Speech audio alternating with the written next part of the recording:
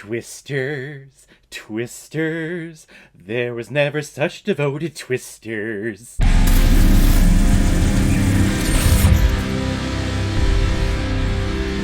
Twisters, released today here in 2024 and is directed by Lee Isaac Chung, who has also directed such films like Lucky Life, Abigail Harm, and Minari. And this film is starring Daisy Edgar-Jones, Glenn Powell, Anthony Ramos, Sasha Lane, Mara Tierney, and the soon-to-be brand-new Superman David Corenswet. Katie Cooper is the brand-new woman who can do the thing to stop the thing to save the thing. And she can tell what a twister is thinking and where it's gonna go and where its path lies. But she is suffering from PTSD from earlier in her life when she lost several of her friends during a twister experiment. But she is soon pulled back into the fray when there is promise of new technological advances on reading twisters to where she might actually get a chance to finish her experiment, which is developing a way to stop tornadoes. Oh, and then she crosses paths with Glenn Powell, who is like the Bill of this movie. He's the roughnecker, he's the tornado rodeo dude or whatever. He's kind of like Logan Paul, but with tornadoes. He has a YouTube channel and he drives out into tornadoes.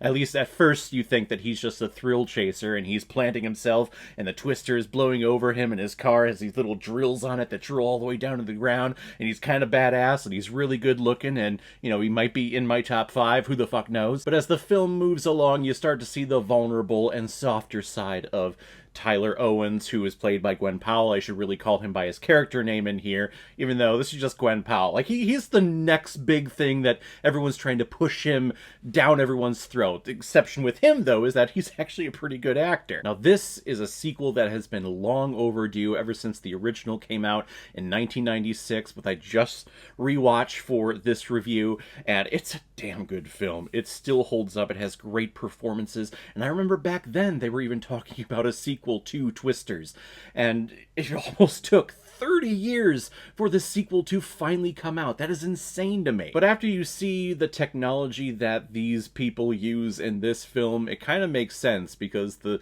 technology that was used back in 1996 was a little primitive. They had just these little glass balls that they would throw up, or at least in the Dorothy machine that would go up into the tornado if you got it in its path. Here they're a little bit more sophisticated. They have technology that you don't have to get into the tornado. You can actually position a couple of miles out and you can triangulate its position, then you can get all the readings with it there. They even have a moment in here where they pull out an old Dorothy machine and say like, oh, that's old technology, that's past due, we don't use that anymore. Which I need to tell myself is something that's going to happen to me a lot more, where things that I loved growing up and items that I loved growing up, if they're going to be used in a potential sequel down the road in a franchise that's like 30 years in the making, they're going to make references to the things that I loved when I was a kid, and they're going to say that's old. And then I'm going to feel like shit because I'm getting older. And then I look at myself while editing these reviews and I go, yeah, look at all those gray hairs. I am getting older, but damn it, I love my grays. Now, I'm very happy to say that this is a very worthy sequel and worth the wait from the original,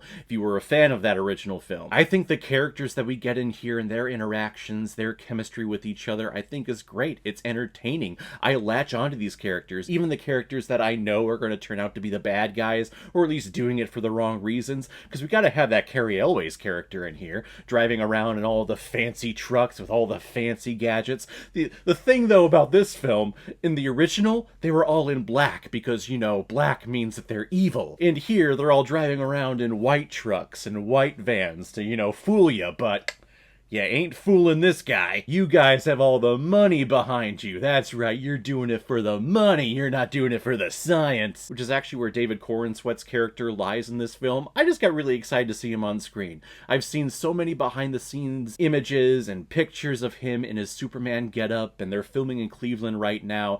I'm just so excited for a brand new Superman movie coming out next year that to see him in this movie just made me happy. I'm like, oh, that's the guy. And actually, he's pretty damn good. He's very enjoyable. Even though he was an evil son of a bitch in this movie, he's still enjoyable, and he has great charisma. I can't wait to see him suit up in Superman officially. And Daisy Edgar-Jones, she plays Katie Cooper, our main character, our main protagonist. She has the main character arc here. She has PTSD from an incident. It's actually in the prologue of this movie, where all of her friends basically get killed during an experiment that she's trying to do in grad school, where she's going to be shooting up chemicals into a tornado to potentially stop it. And I really enjoy her as an actress. I've never seen her before, even though looking at her on screen, I swore that I have seen her in something before, but looking at her filmography, no, nothing, not even stuff on TV.